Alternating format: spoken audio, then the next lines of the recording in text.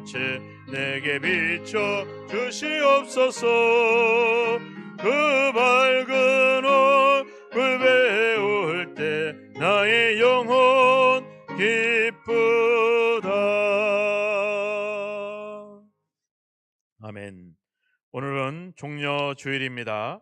이 땅에 만왕의 왕으로 오신 예수님께서 어린 나귀를 타시고 예루살렘에 입성하시는 그 모습을 생각해 보면서 그 의미를 새겨 보면서 함께 하나님 앞에 예배하는 시간을 갖도록 하겠습니다. 다 함께 묵상기도 하심으로 종려주일 성만찬 예배를 성부와 성자와 성령의 이름으로 하나님 앞에 예배하겠습니다. 다 함께 기도하겠습니다.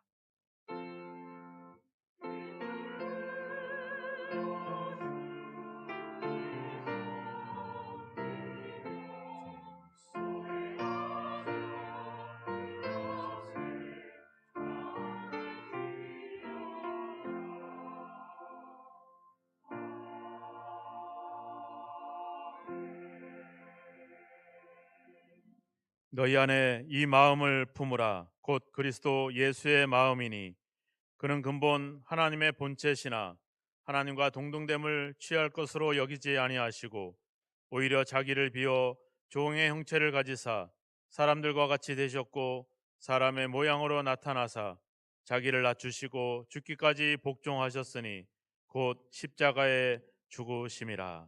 아멘. 하나님 아버지, 우리 안에 예수 그리스도의 마음을 품기를 원합니다.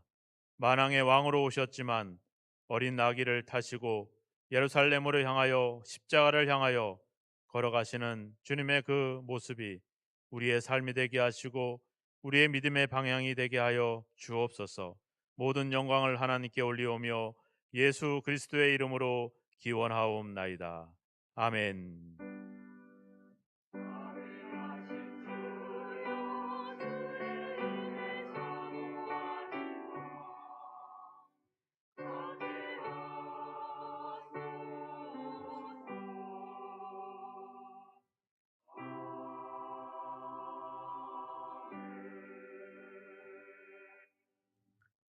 다 함께 자리에서 일어나셔서 141장 찬양으로 영광 돌리겠습니다.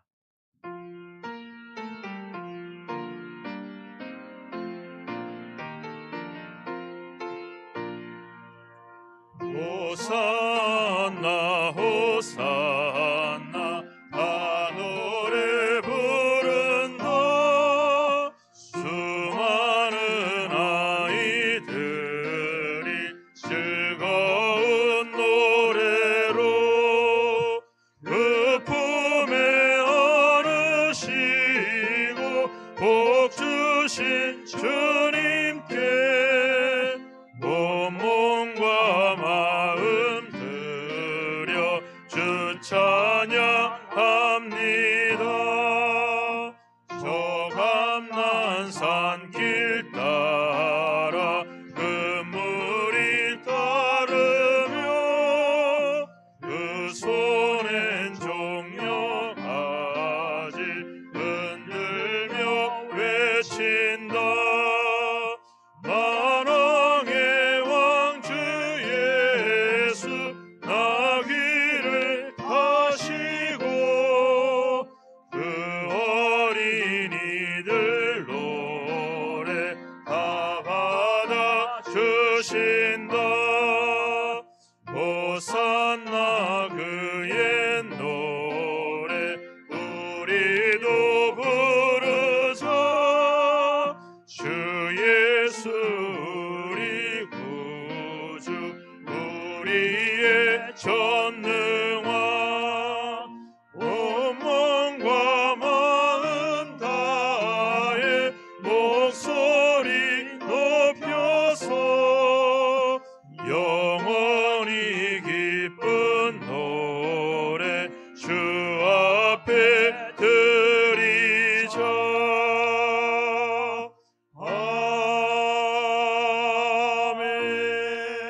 아멘. 사도신경으로 신앙 고백하겠습니다. 전능하사 천지를 만드신 하나님 아버지를 내가 믿사오며 그 외아들 우리 주 예수 그리스도를 믿사오니 이는 성녀로 잉태하사 동정녀 마리아에게 나시고 본디오 빌라도에게 고난을 받으사 십자가에 못 박혀 죽으시고 장사한 지 사흘 만에 죽은 자 가운데서 다시 살아나시며 하늘에 오르사 전능하신 하나님 편에 앉아 계시다가 저리로서 산자와 죽은 자를 심판하러 오시리라. 성령을 믿사오며 거룩한 공예와 성도가 서로 교통하는 것과 죄를 사하여 주시는 것과 몸이 다시 사는 것과 영원히 사는 것을 믿사옵나이다. 아멘. 오늘 종료주일 교독문은 제129번 종료주일 말씀을 한 절씩 교독하겠습니다. 시온에 따라 크게 기뻐할지어다. 보라, 내 왕이 내게 임하시나니 그는 공의로우시며 구원을 베푸시며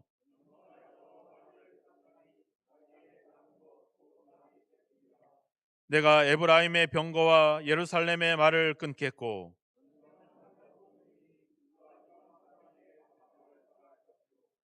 그의 통치는 바다에서 바다까지 이르고 앞에서 가고 뒤에서 따르는 무리가 소리 높여 이르되 주의 이름으로 오시는 이여 가장 높은 곳에서 호산나 하더라. 아멘. 자리에 앉아주시고요. 142장 찬양 후에 장진환 장로님께서 예배를 위해서 기도해 주시겠습니다.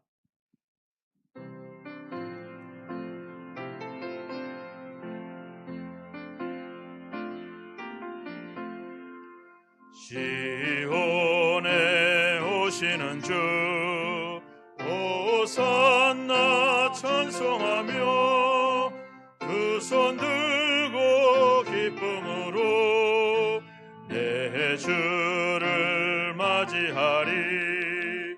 겸손히 나귀 타고 우리 주님 오시는 날 내 주를 소리 높여 호산나 찬송하리.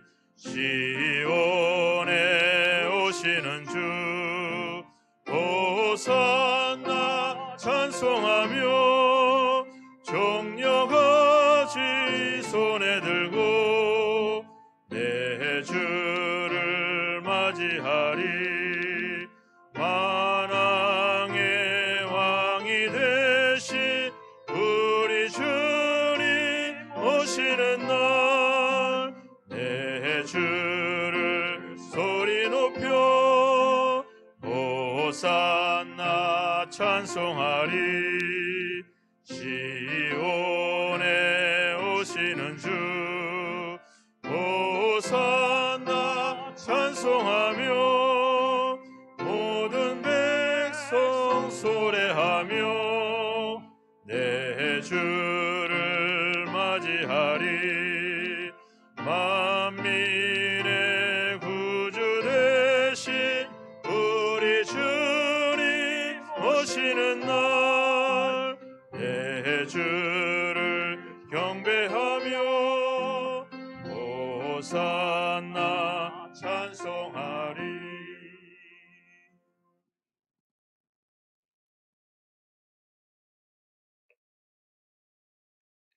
지존자의 의미된 곳에 거주하며 하여 전능자의 그늘을 아래에 사는 자여, 나는 여호와를 향하여 말하기를 그는 나의 피난처요 나의 유대요 내가 의리하는 하나님이라 하리니.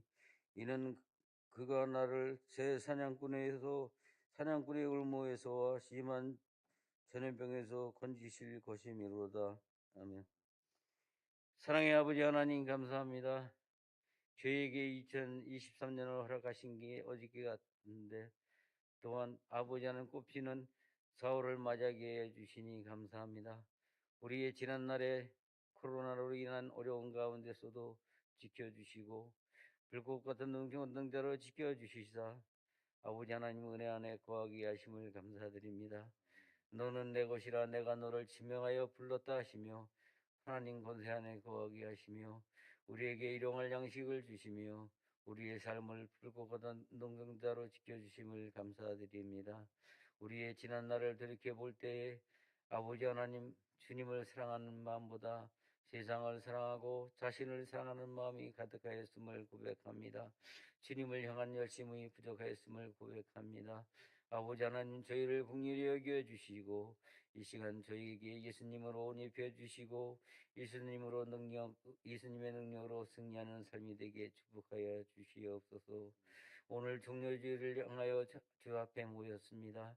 우리 몸만 온 것이 아니라 마음이 오게 하여 주시고 뜻과 정성이 모아지게 하여 주옵소서. 오늘의 예배를 받으시길 기뻐하시는 주님, 우리가 예수님 이름으로 나왔사오니 예수님 저희 모든 것을 감찰하여 주시고 주님 받아 주시옵소서. 신갈 그리스도교를 사랑하시는 주님, 우리 교회가 아름답게 단장하고 좋은 소문나는 교회 되길 원합니다. 이 지역을 복음화시키며 나아가 전 세계를 복음화시키는 귀한 교회 되길 소망합니다. 주님 도와주시옵시고 역사하여 주시옵소서.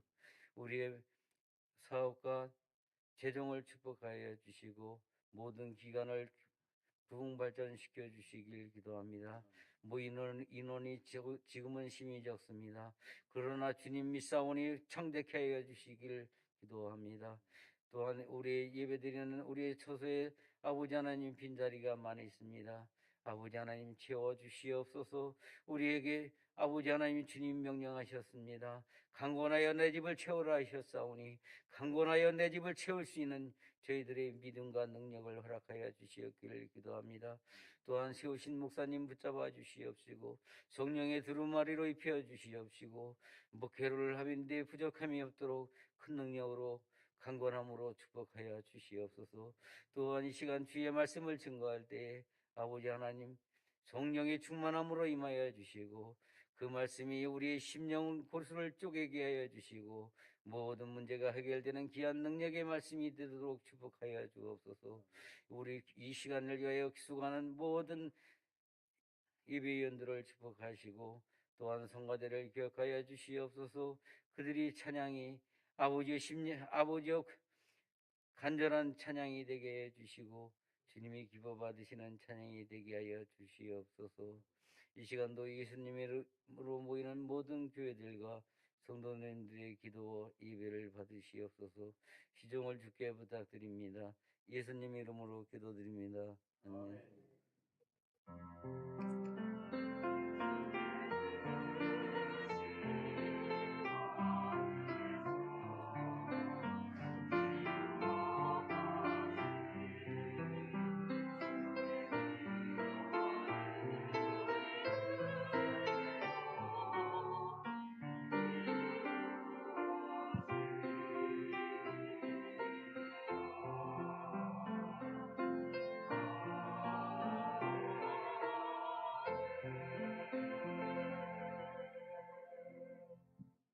성만찬 말씀을 보겠습니다. 로마서 5장 8절 말씀을 보겠습니다. 로마서 5장 8절입니다. 봉독해 드리겠습니다. 우리가 아직 죄인 되었을 때 그리스도께서 우리를 위하여 죽으심으로 하나님께서 우리에 대한 자기의 사랑을 확증하셨느니라. 아멘.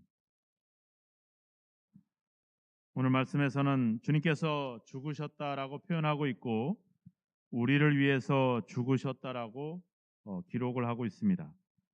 또한 예수님의 죽으심이 바로 우리에 대한 하나님의 사랑의 확증이다 이렇게 기록을 하고 있습니다. 우리는 생각해 보건대 주님께서 우리를 위해서 죽으시고 하나님께서 우리를 사랑하실 만큼 우리가 그러한 사랑의 자격이나 가치를 지니고 있지 못했습니다. 오늘 말씀에서는 우리가 아직 죄인 되었을 때 그런 일이 일어났다라고 기록을 하고 있습니다. 우리가 하나님께 사랑을 받을 만하고 주님께서 우리를 위해서 죽으실 만큼 우리가 가치가 있을 때가 아니라 우리가 그런 아무런 가치가 없을 때, 심지어 6절에 보니까 우리가 아직 연약할 때에, 즉 이 아스테논, 우리가 아직 믿음이 없거나 때로는 우리가 소망이 없거나 우리가 힘이 없을 때, 즉 우리가 스스로 우리의 구원의 길을 찾지 못하고 우리 스스로를 구원해낼 수 없을 그때, 소망도 없고 하나님도 없고 힘도 없을 그때에 주님께서 우리를 위해서 죽으셨다. 또 26절에 6절에 보니까 그리스도께서 경건하지 않은 자를 위해서 죽으셨도다. 즉 우리가 하나님 없이 살았던 우리들을 위해서 주님께서 죽으셨다 이렇게 기록을 하고 있습니다. 심지어 8절에서는 우리가 죄인 되었을 때, 즉 죄에서 벗어나지 못하고 있을 때, 더 나아가 10절에서는 우리가 하나님과 원수 되었을 때, 우리가 그런 사랑을 받을 만한 자격을 갖추고 있을 때가 아니라 하나님 없이 하나님과 원수지간이 있을 때 주님께서 우리를 위해서 죽으셨다라고 하는 거죠. 그리고 그 죽으심은 바로 우리를 향한 하나님의 사랑이다 이렇게 말씀하고 있습니다. 그래서 10절에 가보면 그의 살아나심으로 말미암아 구원을 받을 것이다. 즉 우리의 구원과 우리의 생명은 우리의 공로와 우리의 업적에 있지 않고 바로 예수 그리스도와 그분의 죽으심에 있다라고, 그분의 부활에 있다라고 우리에게 말씀하고 있습니다. 바로 이 성만찬은 바로 그런 자리입니다. 내 힘으로 내가 소망도 없고 힘도 없고 하나님도 없었던 나를 사랑하셔서 그 아들을 죽게 하심으로 나를 구원해 내신 그 하나님의 사랑을 기억하고 생각하고 내 마음에 새기는 바로 그 시간이 바로 이 성만찬의 시간입니다. 그래서 이 매주 성만찬을 통해서 우리는 우리를 향한 그 하나님의 사랑을 다시 한번 기억하고 생각을 하게 되는 것이죠. 이 성만찬을 통해 하나님이 얼마나 나를 사랑하셨는지, 내가 사랑받을 만한 자격이 없음에도 불구하고 나를 사랑하셔서 자기 아들을 나를 위해서 죽게 하셨던 그 하나님의 사랑을 이 성만찬을 통해 다시 한번 기억해 내시고 다시 한번 깊이 묵상하시고, 이제 우리가 그러한 사랑을 받았으니 우리도 당연히 사랑하는 것은 당연한 것이고 사랑했다라고 자랑할 것도 없고 그저 우리가 주님의 그 모습처럼 우리도 그 길을 죽으심과 같이 우리도 그 섬김과 사랑의 길로 나아가야 될 줄로 믿습니다. 이 성만찬을 통해 하나님의 사랑을 다시 한번 기억하시고 연들의 삶을 새롭게 할 수 있는 귀한 시간이 되기를 주님의 이름으로 축원합니다. 같이 기도하겠습니다.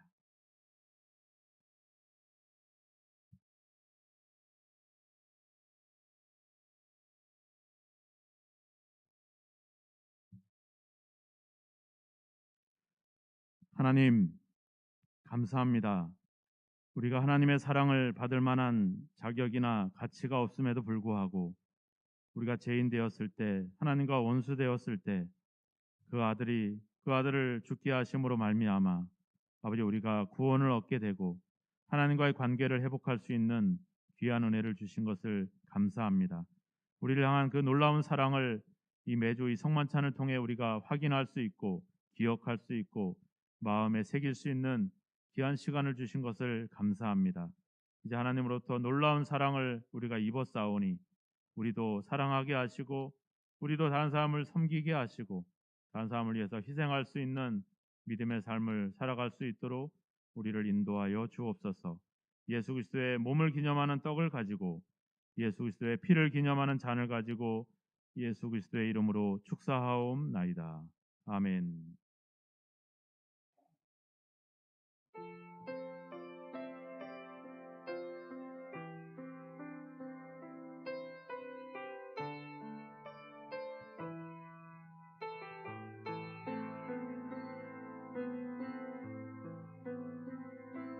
주님이 홀로 가신 그 길 나도 따라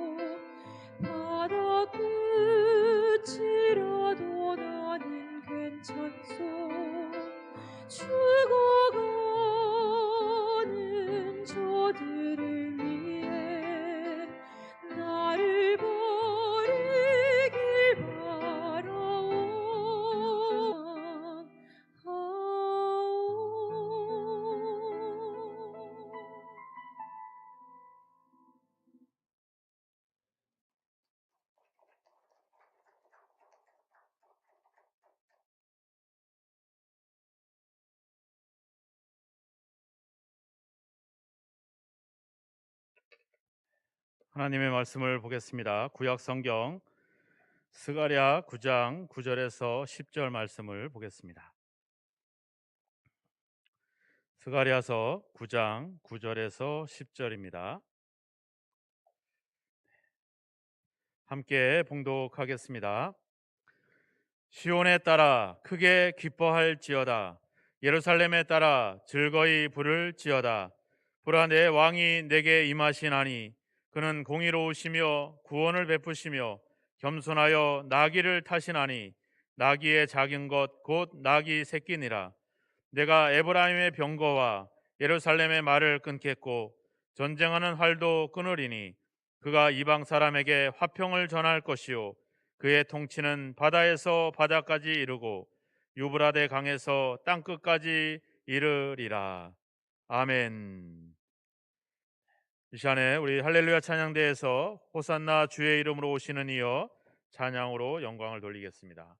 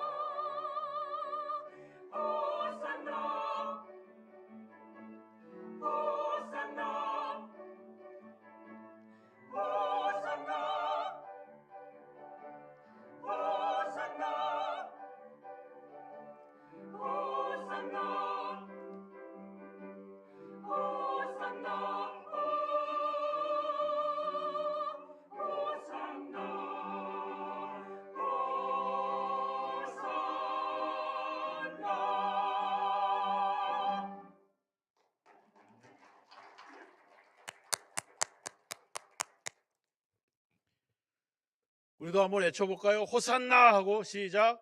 호산나. 네. 무슨 뜻인지 아시죠? 나를 구원하소서라고 하는 외침입니다.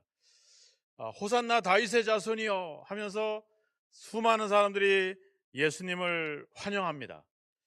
더군다나 이스라엘 명절 6월절이 다가왔기 때문에 예루살렘은 그 어느 때보다도 더 많은 사람들이 모여 있었습니다.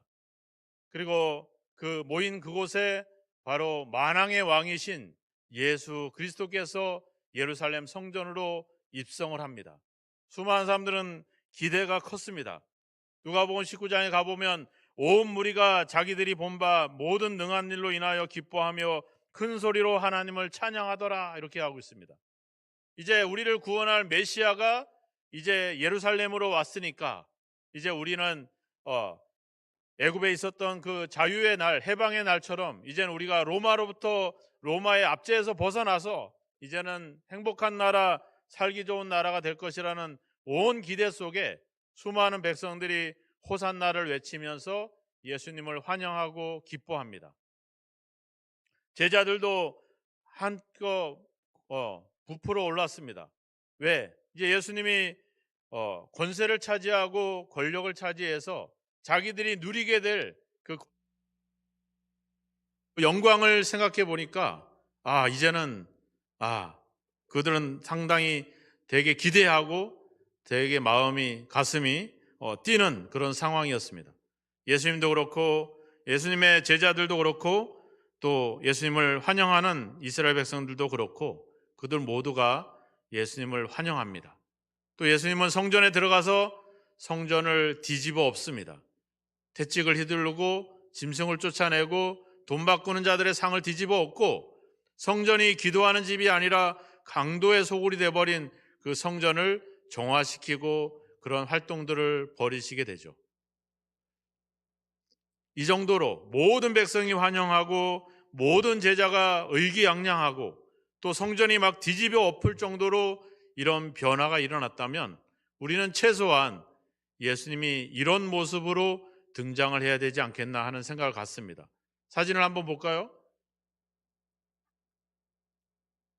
네, 우리가 보통 개선 장군이라고 하면 우리가 생각할 수 있는 상상할 수 있는 상상 사진이 바로 이런 사진이겠죠, 그죠? 나폴레옹처럼 아주 백마를 타고 아주 멋진 말을 타고 그렇게 입성해야 되는데 예수님의 모습은 좀 전의 사진처럼 이런 나귀를 타고 입성하게 됩니다. 오늘날 지금 현지에서 쓰고 있는 나귀의 모습이죠. 뒤에 나귀를 탄 두 사람이 나귀를 탔는데 얼마나 초라하고 보잘것없습니까? 백성들의 기대와 백성들의 환호와 백성들의 그런 환영에도 불구하고 예수님은 이런 나귀, 더군다나 나귀의 새끼를 타고 예루살렘으로 들어오신다. 이거는 솔직히 생각해 볼 수 없는 그런 그림이기도 합니다. 백성들은 힘을 과시했습니다. 자기들이 수많은 무리들이 모였고 그들이 종려가지를 흔들고 그리고 자기의 겉옷을 길에 피면서 예수님의 오실 길을 준비하고 환영했지만 예수님의 모습은 어린 나귀를 탄 그런 어정쩡한 모습이라고 하는 거죠. 전혀 왕후의 모습이 아니고 전혀 권위 있는 모습이 아니고 전혀 진정한 메시아의 능력이 보여지지 않은 그런 초라한 모습이었다라고 하는 겁니다. 성경은 오늘 스가랴서를 통해서 분명히 이야기를 하고 있죠. 그분이 바로 왕이시다. 내 왕이 너에게 임하시고 있다. 이렇게 말씀하고 있습니다. 그런데 그 모습은 바로 어린 나귀를 타셨다. 이렇게 기록을 하고 있죠. 왜 그렇게만 하셨을까? 만왕의 왕이신 예수님이 그래도 그런 멋진 말 타고 좀 등장을 했으면 좋겠는데 왜 나귀 새끼를 타고 예루살렘 성으로 들어오셔야만 했을까? 바로 왜 우리의 기대와 다른 그런 권력자의 모습, 왕의 모습이 아니라 그런 초라한 그런 모습으로 등장을 하셔야만 했을까? 그것은 우리에게 어떤 메시지를 주고 있는 것인가? 예수님 그 만왕의 왕이신 예수를 믿는 우리가 그 나귀 새끼를 탄 그 모습을 어떻게 해석할 것인가? 우리는 그것을 겸손한 왕이다, 평화의 왕이다 이런 모습으로 보통 해석을 하게 되죠. 바로 예수님은 그런 전지전능하신 하나님의 아들이지만 겸손하여서 나귀를 타셨다. 그럼 우리도 겸손해야 된다. 이런 정도로 우리가 보통 이 장면을 생각해 볼 수가 있다는 것입니다. 자, 바리새인들은 그런 예수님을 전혀 권위직이지 않고 전혀 왕의 모습이 아니기 때문에 오히려 예수님을 책망합니다. 선생님, 당신의 제자들을 책망하십시오. 무슨 얘기예요? 지금 당신의 제자들이 이 수많은 무리들을 선동하고 그렇게 그들을 유혹해서 당신을 찬양하도록 그렇게 만들고 있지 않습니까? 당신의 제자들을 책망하십시오. 당신은 그런 영광이나 그런 어떤 저 사람들의 환호를 받을 만한 그런 상태가 아닙니다 하는 그런 의미로서 예수님께 도전을 하게 되죠. 그들에게는 권력이 관심이 있는데 예수님의 모습은 전혀 권위적이지 않고 전혀 권력자의 모습이 아니라고 하는 겁니다. 옥에 갇혔던 세례 요한도 의문을 품었죠. 그래서 제자들을 보내서 예수님께 질문을 던집니다. 당신이 메시아입니까? 당신이 우리에게 오실 바로 그분이십니까? 라고 의문을 품습니다. 전에는 그러지 않았잖아요. 그죠? 요단강에서 침례를 베풀 때만 해도 내 뒤에 오시는 이는 나보다 능력이 많으시기 때문에 나는 물로 침례를 주지만 내 뒤에 오시는 이는 불과 성령으로 침례를 줄 것입니다. 세상죄를 지고 가는 하나님의 어린 양이십니다. 이렇게 선포했는데, 이렇게 외쳤는데, 그리고 그분이 와서 침례를 받을 때 이는 내 사랑하는 아들이요 내 기뻐하는 자라고 하늘에서 음성이 들렸는데, 그랬는데 예수님의 모습은 전혀 그런 힘의 모습이 아니라고 하는 거죠. 여전히 많은 사람들에게 핍박을 당하고 조롱을 당하고 비난을 받는 자의 모습으로 여전히 존재하고 있는 그 예수님을 보면서 당신이 진짜 우리의 구원자 메시아가 맞습니까? 라고 질문을 던지는 겁니다. 그럴 때 예수님이 그런 대답을 합니다. 맹인이 보고 못 걷는 사람이 걷고 나병 환자가 깨끗함을 받고 못 듣는 자가 들으며 죽은 자가 살아나며 가난한 자에게 복음이 전파된다라고 가서 말해라. 이렇게 세례 요한의 제자들에게 이야기를 합니다. 바로 그것, 못 보는 자가 보게 되고 못 걷는 자가 걷게 되고 못 듣는 자가 듣게 되고 죽은 자가 살아나는 것, 이거는 우리의 힘으로, 세상의 권력으로, 세상의 권세로 할 수 없는 일들입니다. 그것은 바로 하나님만이 하실 수 있는 일이죠. 힘으로 하는 것은 세상도 할 수 있습니다. 하지만 가난한 자에게 복음이 전파되고 죽은 자가 살아나는 것은 오직 하나님만이 하실 수 있는 일이죠. 바로 예수님은 그 모습으로 그러한 삶을 우리에게 살으셨다라고 하는 사실입니다. 예수님이 예루살렘 성을 입성하고 나서 그 예루살렘 성을 바라보면서 눈물을 흘립니다. 아니, 나귀를 타고 온 것은 겸손해서 나귀를 탔다라고 이해가 되겠지만 그 타락하고 그 변질되고 그리고 그렇게 강도의 소굴이 돼버린 그런 예루살렘 성전을 바라보면서 하염없이 눈물을 흘리는 그 장면은 사람들에게 또 이해할 수 없는 메시아의 모습이라고 하는 거죠. 메시아라고 하면 적어도 이 힘과 이 타락한 종교와 이 로마의 권세로부터 우리를 건져낼 수 있는 어떤 힘과 그런 능력과 뭔가 권세와 이런 것들을 보여줘야 되는데, 그래서 성전을 뒤집어 엎었던 그런 어떤 의협심과 그런 공의와 그게 드러나야 될 텐데 그는 성을 바라보면서 한없이 눈물을 흘립니다. 왜 그렇게 예수님은 또 그런 눈물을 흘리셔야만 했을까? 제자들에게 이야기하죠. 돌 위에 돌 하나도 남지 않고 다 무너질 것이다. 언제? 이제 불과 한 40년 후에 AD 70년에 예루살렘 성전은 완전히 무너져 버리고 말죠. 예수님은 우리는 그렇게 예수를 죽이고 예수를 비난하고 예수를 반대했던 그들에게 통쾌하게 하나님의 심판이 내려졌다. 우리는 그렇게 이야기하곤 하잖아요. 우리가 이태원에 참사가 일어나고 그리고 동남아에 막 쓰나미가 밀려오고 막 이럴 때 수많은 목회자들이 그랬잖아요. 하나님의 심판을 받은 것이다. 하나님을 섬기지 않고 하나님을 외면한 자들이 하나님의 심판을 받은 것이다. 이런 식으로 설교를 해대고 그런 거짓을 선포하잖아요. 진짜 그런 걸까요? 그렇다고 하면 이런 예수님을 죽였던 이 예수님을 십자가에 못 박았던 유대인들은 지금 이 지구상엔 존재해서는 안 되는 거죠. 그 힘의 논리로 따진다면. 근데 그것이 아니라고 하는 겁니다. 그런 아무것도 아닌 그런 권세들, 아무것도 아닌 그런 세상의 힘에 의해서 희생당하고 멸망당하고 있는 그 백성들을 주님은 안타까워하시는 것입니다. 끊임없이 권력을 가지려고 그 권세를 누리려고 애썼던 그들 결국은 그들에 의해서 희생당하고 있는 그런 성전, 그런 하나님의 백성들을 보면서 예수님은 눈물을 흘리시는 것이죠. 교회가 가장 힘이 있을 때가 바로 중세시대입니다. 로마가 기독교를 국교로 정하고 이제는 교회가 왕을 세우고 모든 법이 교회에서 승인을 얻게 되는 그때, 그런데 그때는 역사적으로 가장 어두운 시기였죠. 교회가 세상적인 힘을 얻고 교회가 권력을 누리게 되면 그때는 교회는 암흑의 시기가 돼버리고 맙니다. 근데 우리가 성경을 보지만 가장 교회가 영광스러웠던 때가 언제입니까? 바로 사도행전 때잖아요. 초대교회 때. 그때 예수를 믿는 그 힘으로, 능력으로 권세를 부립니까? 아니잖아요. 그들은 환난과 핍박 속에서, 순교 상황 속에서도 끊임없이 복음을 전하면서 이웃을 사랑하고 그들의 필요를 나눠주고 그들을 구제하고 그들을 섬겼습니다. 그럴 때 교회는 세상으로부터 인정을 받았고 복음은 놀랍게 세상 곳곳을 향해서 확장되어 나아갔죠. 교회가 세상적인 힘을 가지면 암흑의 시기가 됩니다. 그런데 교회가 희생하고 섬기면 교회는 영광을 받습니다. 바로 그 원리가 나귀 새끼를 타고 가는 예수님의 그 모습에 담겨져 있다는 것이죠. 오늘날 교회를 보십시오. 교회가 교회답지 않습니다. 교회가 섬기고 희생하려고 하지 않습니다. 교회가 법을 주장하려고 하고 교회가 권세를 향해서 권력과 싸우려고 하고 교회가 정치적인 힘을 얻으려고 당을 만들고 세력을 만들고 그렇게 정치적인 이야기들을 선포해 가고 있습니다.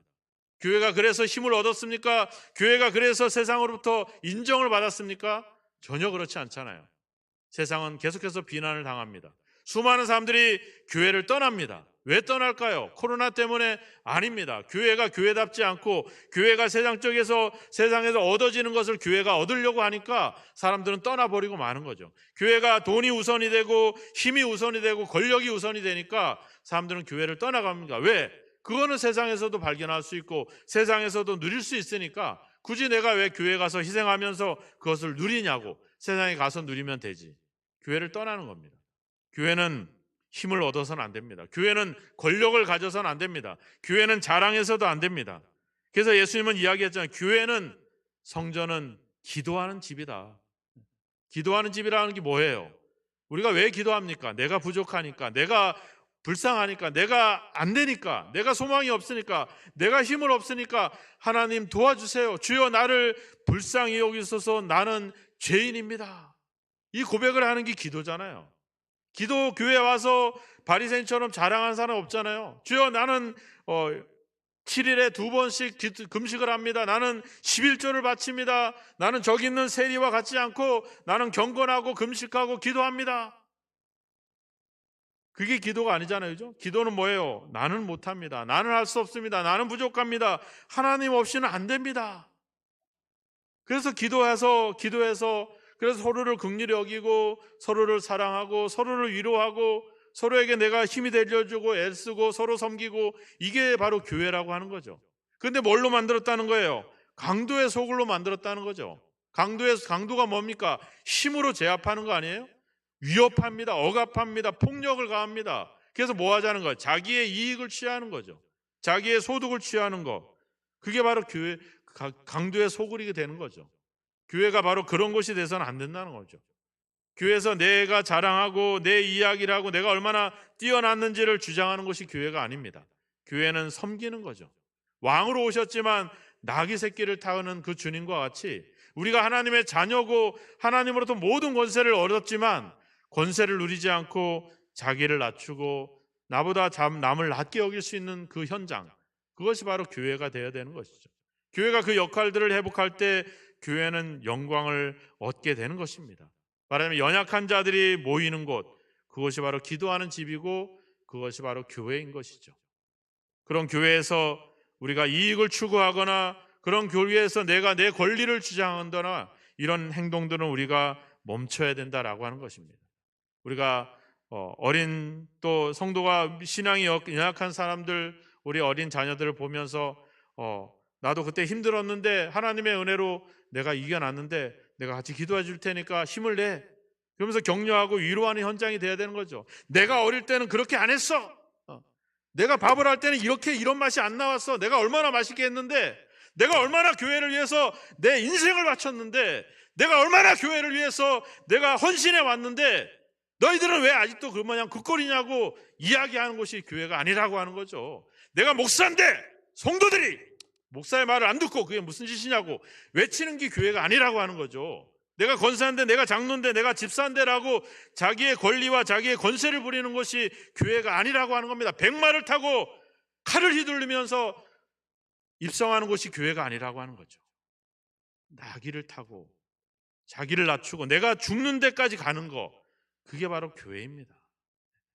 그 교회가 그 모습을 회복할 때 교회가 그 영광을 얻을 수 있게 되는 것이죠. 교회는 기도하는 집입니다.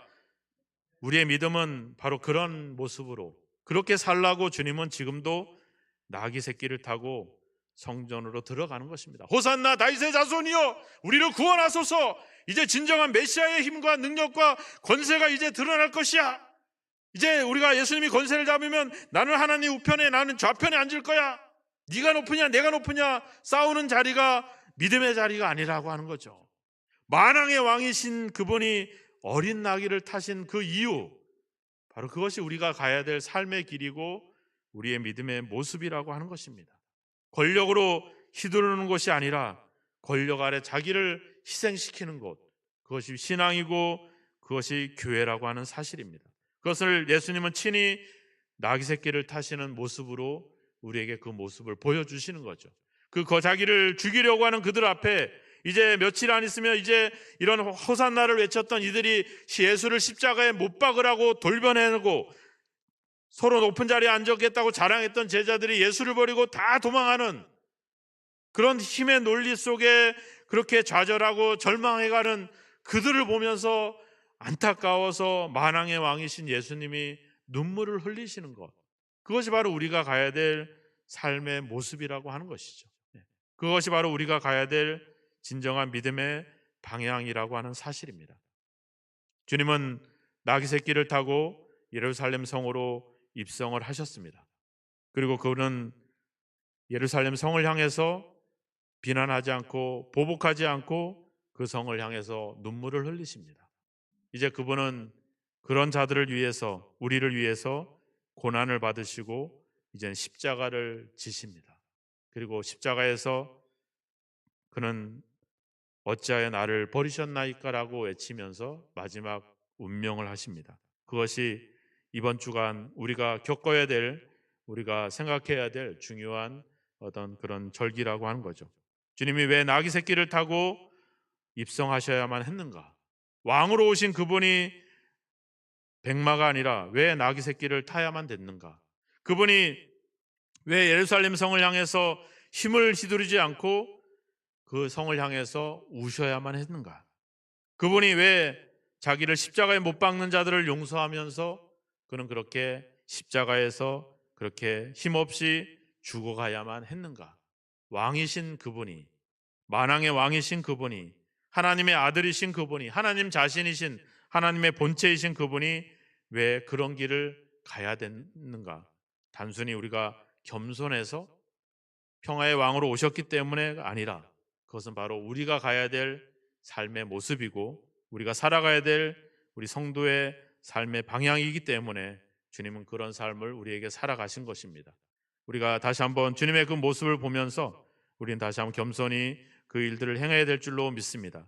이사야 2장 4절에 가보면 그들의 칼을 쳐서 보습을 만들고 그들의 창을 쳐서 낫을 만들 것이고 이 나라와 저 나라가 다시는 칼을 들고 서로 치지 아니하고 다시는 전쟁을 연습하지 아니할 것이다, 이렇게 말씀하고 있습니다. 오늘 본문 10절에도 보면 예루살렘의 병거와 예루살렘의 말을 끊겠고 전쟁하는 활도 끊고 그리고 이방 사람에게 화평을 전할 것이다, 이렇게 이야기하고 있습니다. 힘의 논리로 우리의 구원을 이루지 않겠다고 말씀합니다.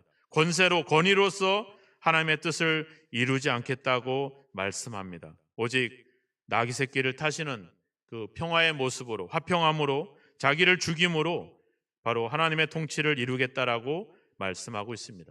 그렇게 하신 이유, 이사야 2장 3절에 가보면 그가 그의 길을 우리에게 가르칠 것이요 우리가 그 길로 행하리라. 즉 우리가 그 길로 행하라고 우리에게 그 모습을 우리에게 보여주셨다라고 하는 사실입니다. 바로 우리의 믿음은 바로 그런 주님, 나귀 새끼를 타고 가시는 주님을 따라가는 그것이 바로 우리의 믿음의 모습이라고 하는 겁니다. 다른 사람을 위해서, 다른 사람들의 생명을 위해서 자신의 생명을 내어놓을 수 있는, 십자가에 못 박을 수 있는 그런 신앙, 그 믿음, 그것이 바로 우리가 가야 될 믿음의 방향이라고 하는 것이죠. 예수님이 왜 나귀 새끼를 탔을까? 왜 그 모습으로 우리에게 보여주셨는지, 왜 예루살렘 성을 향해서 우셨는지, 왜 십자가를 지시면서 힘없이 죽으셔야만 했는지, 그것이 우리에게 어떤 의미인지를 이번 한 주간 깊이 생각해 봤으면 좋겠습니다. 주님은 끊임없이 자기를 죽이려고 하는 자들을 위해서 희생합니다. 이제 내가 저들을 위해서 십자가에서 죽고, 내가 저들을 위해서 내가 왕으로서의 모든 권세와 권위를 포기하고 내가 낮아지고 겸손해지면 저들이 나를 믿겠지, 그런 생각조차도 하지 않습니다. 이제 끝까지 결국은 예수를 영접하지 않고 끝까지 예수를 외면하는 그들을 향해서 주님은 십자가에서 죽어가시는 것이죠. 바로 그겁니다. 우리가 믿음으로 행하고 선한 일을 행하고 우리가 겸손히 행하면서 다른 사람들을 희생했으니까 내 희생으로 말미암아 교회가 잘 되고 내 희생으로 말미암아 다른 사람들이 복받는 그런 결과를 생각하면서 가는 길이 아니라, 그런 길이 나타나지 않아도, 그런 길이 보여지지 않아도 세상은 끝까지 우리를 이용하고 우리를 핍박하고 우리에게 환난을 가져다 줄지라도 우리는 끝까지 가야 되는 그 길이 바로 주님께서 가신 이 나귀 새끼를 타고 가시는 주님의 모습이라고 하는 것입니다. 우리가 성경을 보면 알 수 있잖아요. 초대교회 성도들이 주님에 대한 신앙과 복음을 증거하다가 죽습니다. 죽었는데 나중에 그들이 부활해서 영광을 얻었다, 그런 내용이 없습니다. 성경은 그들이 힘없이 죽어가는 것으로 끝나고 말죠. 그것이 바로 우리가 가야 될 길이라고 하는 겁니다. 그래서 우리가 가는 믿음의 길은 결코 그렇게 세상에서 환영받을 길이 아니고, 생각해 보면 그렇게 행복한 길도 아닙니다. 우리가 가야 되는 길은 십자가의 길임을 주님은 자신의 삶을 통해서 보여주시는 거죠. 세례 요한이 당신이 바로 그 메시아입니까? 라고 질문했을 때 예수님은 자신의 삶으로 보여주게 되는 거죠. 하나님만이 하실 수 있는 일, 하나님만이 우리에게 생명을 주신 그 일을, 자신이 행했던 일들을 삶으로, 그의 존재로, 그의 인격으로, 그의 실천으로 우리에게 보여주셨습니다. 어린 나귀를 타고 가시는 모습은 이 성경의 예언을 이루기 위한 목적도 있지만 결국 우리가 행해야 될 우리 삶의 모습을 우리에게 먼저 본을 보여주신 것이죠. 오늘 이 종려주일 또 고난주간을 맞이하면서 우리가 가진 신앙으로 우리가 뭔가 성공을 바라고 뭔가 세상에서 힘을 얻고 우리 교회가 뭔가 부흥하고 성장하고 뭔가 세상에서 내놓으라 할 만한 그런 뭔가 결과를 기대하면서 우리가 가는 길이 아니라, 그 끝에 아무것도 없다 할지라도 주님께서 가셨기 때문에 우리도 그저 그 주님의 길을 따라가는 것, 그것이 바로 우리가 가야 될 길이라고 하는 것이죠. 나귀 새끼를 타고 입성하는 주님의 모습, 예루살렘 성을 향해서 한없이 눈물을 흘리는 그분의 모습, 힘없이 십자가에서 죽어가시는 그분의 모습을 보면서 우리가 겸손하다, 또 단순히 어떤 화평을 외칠 것이 아니라, 그것이 내가 가야 될 길이고 내가 믿는 믿음의 방향이란 사실을 깊이 생각하셔서 여러분들의 신앙과 여러분들의 믿음을 권력으로, 힘으로 살지 마시고 사랑으로, 섬김으로 살아가시는 그런 저와 여러분이 되시기를, 이번 고난주간에 그러한 모습을 회복해 가시기를 주님의 이름으로 축원합니다. 기도하겠습니다.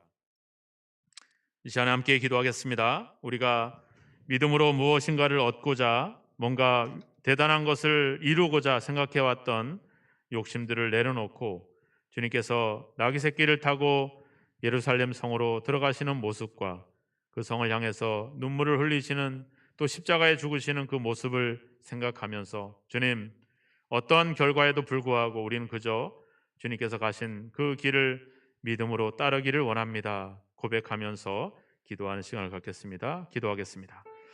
하나님 아버지, 우리에게 왕으로 오셨고 우리에게 창조자로 오셨고 우리의 구원자로 메시아로 우리에게 다가오셨습니다.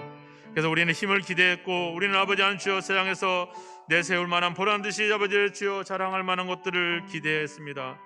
하지만 주님께서 아버지 주여 걸어가신 그 길을 바라보면서 이제 다시 한번 아버지 우리의 믿음의 방향을 수정하기를 원합니다. 우리 아버지 하는 주님 아버지 우리의 기도의 내용들을 수정하기를 원합니다. 이제 우리가 살아가는 삶의 아버지의 모습들을 아버지 주여 새롭게 하기를 원합니다. 이제 주님과 방향을 합해 아버지 주여 같은 방향을 향하게 하시고 주님이 가신 그 길을 우리가 걸어가게 하소서. 우리도 아버지의 나귀 새끼를 타게 하시고 우리도 그들을 향해서 울게 하시고 우리도 그들을 위해서 죽을 수 있는 아버지의 믿음의 길로 우리가 나아갈 수 있도록 주여 우리를 붙잡아 주시고 우리를 인도하여 주옵소서. 삶으로 행동으로 우리에게 보여주셔서 우리의 갈 길을 아버지 주여 우리에게 말씀하시는 주의 아버지 그 모습을 우리가 깊이 생기게 하소서.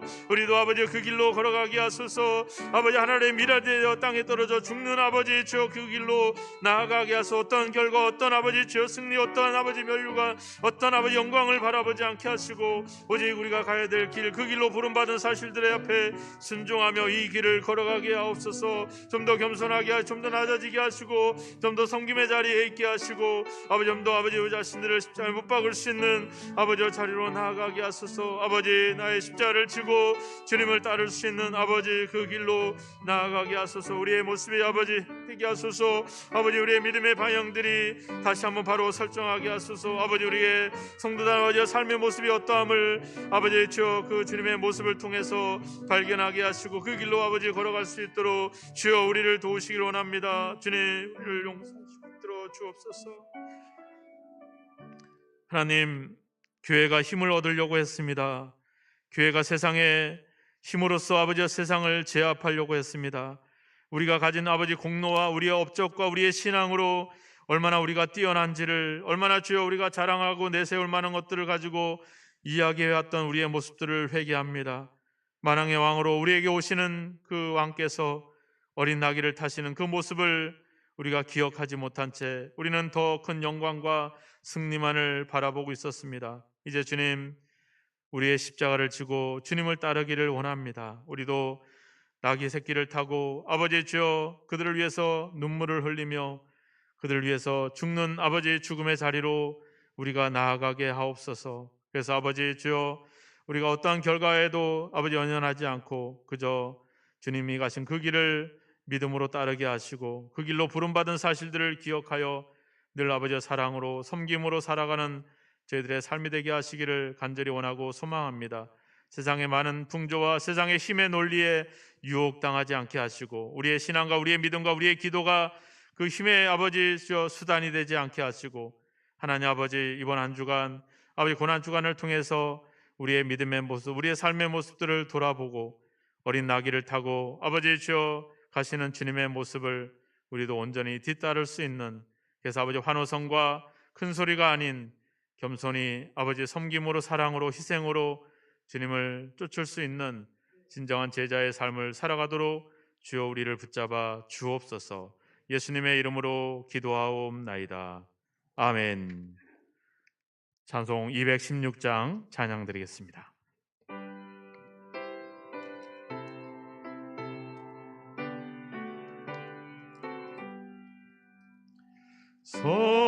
성자의 귀한 몸 날 위하여 버리신 그 사랑 고마워라. 내 머리 숙여서 주님께 비는 말 나무 주님께 바치리까. 지금도 날 위해 간구하시 이 옅은 믿음이 아옵나니 주님의 참사랑 고맙고 놀라워 찬송과 기도를 쉬지 않네. 주님의 십자가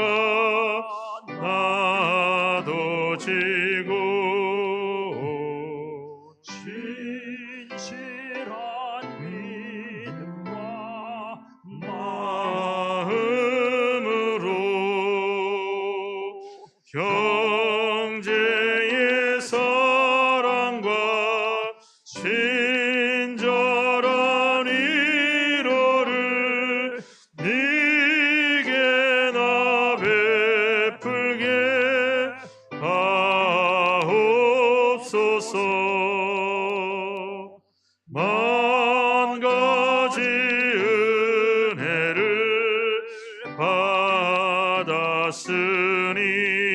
받았으니 내 평생 슬프나 즐거우나 이 몸을 온전히 주님께 바쳐서 주님만이 하여 늘 살겠네.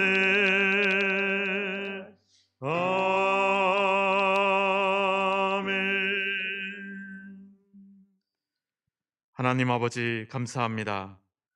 우리에게 왕으로 오셨지만 힘으로써 권력으로서 능력으로서 우리에게 말씀하지 아니하시고 아버지 하나님 주님 우리를 위해서 죽으심으로 아버지 우리의 모습을 또 우리의 믿음의 삶을 아버지 방향을 우리에게 알려주신 하나님 아버지 이제 아버지 하나님 주여 우리가 근접할 수 있는 아버지 우리가 가까이 할 수 없는 그런 존재가 아닌 이제 우리의 친구로서 또 아버지 우리의 아버지로서 우리에게 다가오시는 그 하나님의 사랑을 다시 한번 깊이 새기며 이제 우리의 삶을 드리게 하시고 우리의 인생을 드려서 주님의 길을 걸어가는 우리 모든 성도들로 인도하여 주옵소서.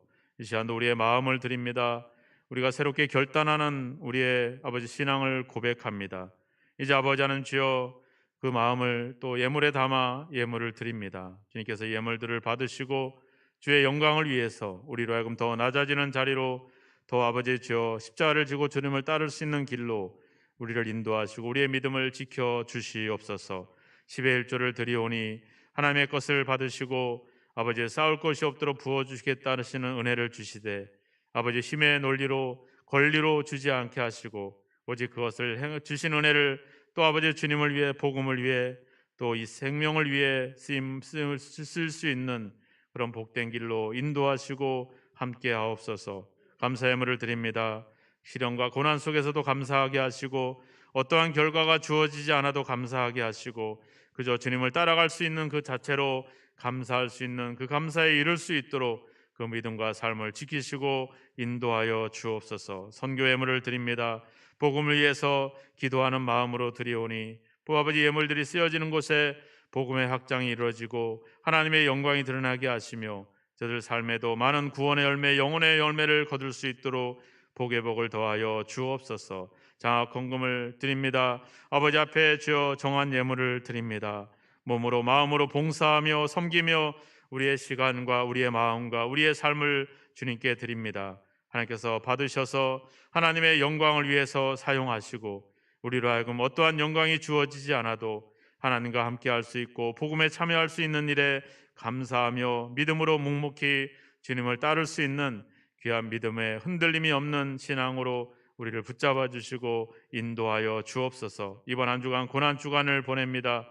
그리스도의 고난을 묵상하면서 그 길이 우리가 가야 될 길이며 우리가 살아가야 될 삶의 모습인 것을 깊이 새기게 하셔서 주님을 닮아가게 하시고 주님을 따라가는 귀한 결단의 시간이 있도록 우리의 삶을 우리의 믿음을 지키시고 함께하여 주옵소서. 예수님의 이름으로 축복하며 기도하옵나이다.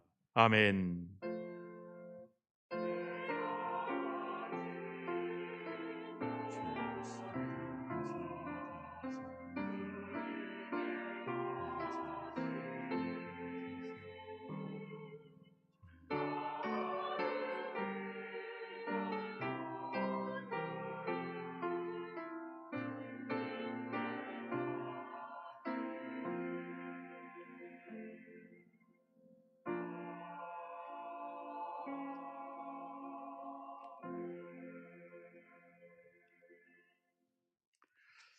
교회 소식 전하겠습니다. 이번 주간은 고난 주간입니다. 예수님의 고난과 죽으심을 묵상하면서 경건한 시간을 가지시길 부탁드리고요. 새벽에 특별 새벽 기도회가 있습니다. 우리가 잠시 주님의 고난에 참여하는 마음으로 고난 주간 특별 새벽 기도회가 내일부터 토요일까지 1층 교육관에서 있습니다. 그래서 새벽에 마음을 정해서 함께 오셔서 기도의 시간을 가지시길 부탁드리겠습니다. 다음 주일은 부활절 맞이해서 부활감사 찬양 예배로 영광을 돌립니다. 그래서 오전 11시에 전교인 연합으로 드립니다. 그래서 1부 예배는 없습니다. 그래서 2부에 같이 모여서 함께 찬양으로 영광을 돌리고요. 부활절 준비를 위해서 이번 주 토요일 날 2시부터 준비 모임이 있으니까 시간 되시는 분들 오셔서 함께 행사 준비해 주시면 고맙겠습니다. 그리고 침례식이 있습니다. 다음 주일 오전 10시에 근본 침례는 4명 성도가 4명 침례를 받습니다. 그래서 뭐 가족들뿐만 아니라 시간 내셔서 꼭 일찍 오셔서 10시에 같이 침례 받으시는 분들을 축복해 주시고 같이 격려해 주시면 감사하겠습니다. 그래서 침례식이 있으니까 기억하시고 같이 오시면 감사하겠습니다. 그리고 우리 귀용구 지역에 부활절 연합예배가 4월 9일 강남대학교에서 있습니다. 그래서 저희 교회 찬양대하고 다른 교회 찬양대랑 두 곳이 연합해서 함께 찬양으로 봉사하게 됩니다. 우리 성가대 인원이 많지 않은 관계로 시간 되시는 분 같이 참여하셔서 같이 찬양의 시간을 가지면 좋겠습니다. 그래서 오늘 오후 2시 3시간이가 2시부터 2층 본당에서 해야 될 것입니다. 본당에서 연습이 있으니까 참여해 주시고요. 그래서 오늘 예배 오후 예배는 1시 20분에 시작합니다. 10분 일찍 시작하니까 식사하시고 일찍 올라오시면 감사하겠습니다. 그리고 청년부 주최로 기간별 성경대회가 5월 14일에 있습니다. 그래서 범위는 마가복음입니다. 그래서 마가복음 묵상하시고 행사 성경대회 준비도 하셔서 우리 가정의 달 하나님 말씀으로 무장하는 시간 됐으면 좋겠습니다. 그리고 오늘 당회가 있습니다. 우리 당회 장로님들은 예배 마치고 애찬을 빨리 하시고 12시 50분에 3층 목양실로 모이셔서 같이 당회를 하도록 하겠습니다. 그래서 시간 구애받지 마시고 일찍 애찬 나누시고 올라오시면 좀 더 많이 회의를 해야 될 것 같습니다. 그래서 장로님들이 애찬 나누고 바로 3층으로 모여주시면 감사하겠습니다. 네. 오늘도 애찬이 준비되어 있습니다. 맛있는 애찬 또 어제부터 준비하는데 애쓰셨는데 같이 드시고 또 오후의 예배까지 함께 참여해 주시기 바랍니다. 이제 다 함께 일어나셔서 88장 찬양 드리고 축도로서 예배를 마치겠습니다.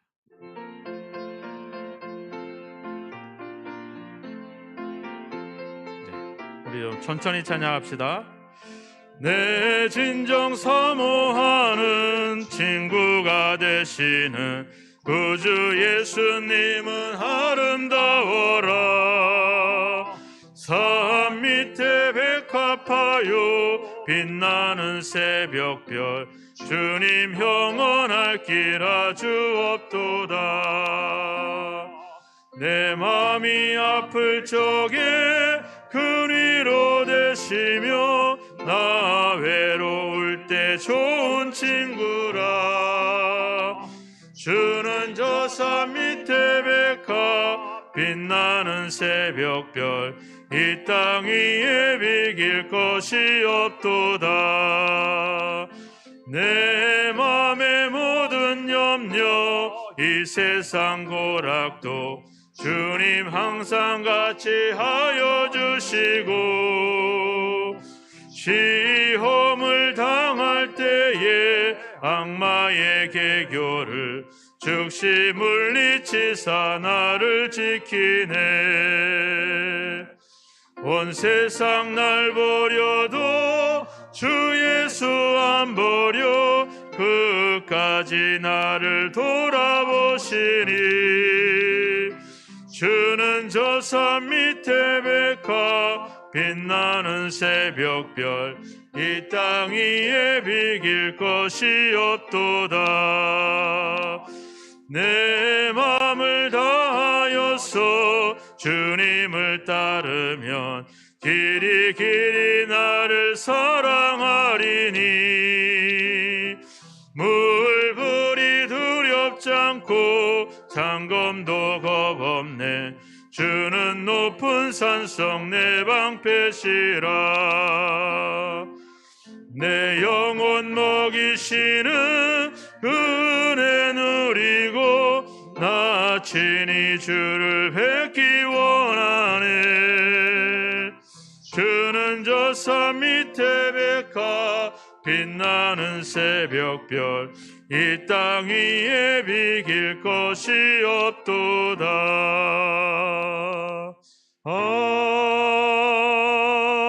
아멘. 지금은 만왕의 왕이시오 만주의 주가 되심에도 불구하고 어린 나귀를 타시고 우리 앞에 임하시는 예수 그리스도의 크신 은혜와 힘과 능력으로 아닌 자신의 아들을 아끼지 않고 내어주시는 사랑으로 우리를 구원하시는 우리 아버지 하나님의 영원하신 사랑하심과 사랑과 섬김을 통해 주님이 가신 그 길을 걸어갈 수 있도록 우리를 격려하시고 우리로 하여금 십자가의 삶을 살게 하시는 성령님의 감화감동 역사 인도하심이 어린 나귀를 타고 임하시는 그 왕을 맞이하면서 함께 십자가의 길을 걸어가기로 작정하고 결단하고 아버지 주여 행하기를 원하는 우리 모든 성도들 위해 저들의 삶의 현장 속에 가정과 자녀들 위해 몸된 교회와 이 나라 이 민족 위에 영원히 함께 하시기를 예수 그리스도의 이름으로 간절히 축원하옵나이다. 아멘.